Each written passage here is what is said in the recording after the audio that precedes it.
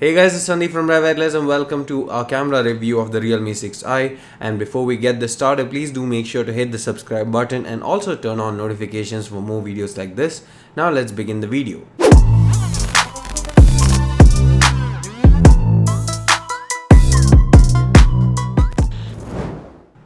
The Realme 6i features a lot of similarities to the Realme 6 on which it is based.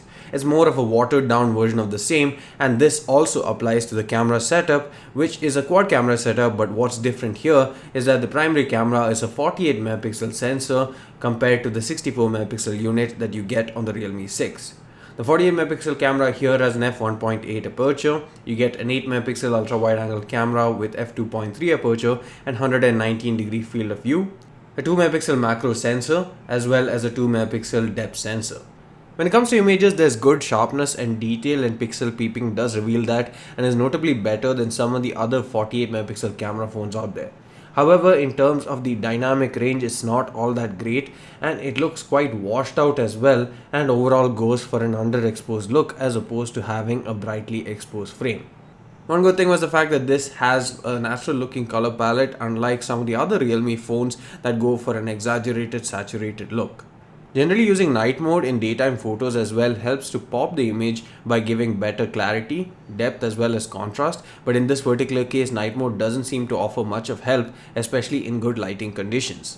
In terms of low light performance, the Realme 6i does not perform all that great considering that it has high levels of noise, low detail and sharpness, but it performs slightly better than I guess the Redmi Note 9 that we also tried very recently. We'll be doing a camera comparison of both these phones very soon, so do let us know in the comment section below if you're looking forward to that.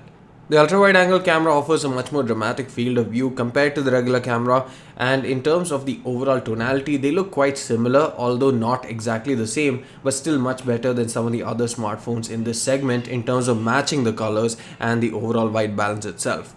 Now when it comes to the sharpness and detailing, it's obviously not as good as the primary camera, but then again it's one of the better examples that we've seen.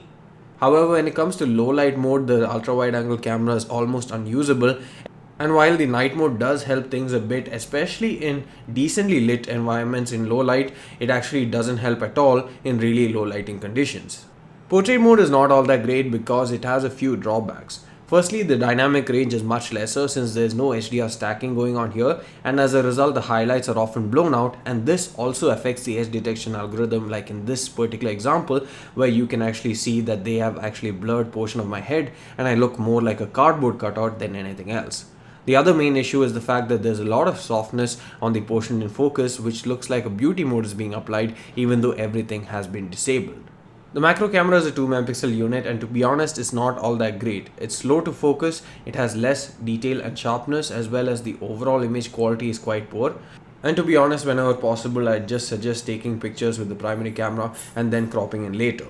The 16 megapixel selfie camera at the front with f2 aperture that takes good quality photos in terms of the sharpness and detail as well as decent dynamic range, but the main drawback here is the portrait mode itself, which has horrible edge detection much like the rear camera itself.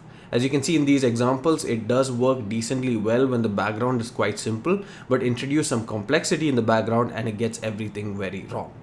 In terms of video recording, you can record up to 4K 30 FPS with the primary camera, but this mode doesn't have EIS, and you can also do 1080p 60 again without EIS, but if you want electronic image stabilization, you have to make use of the 1080 30 FPS mode, which does have it.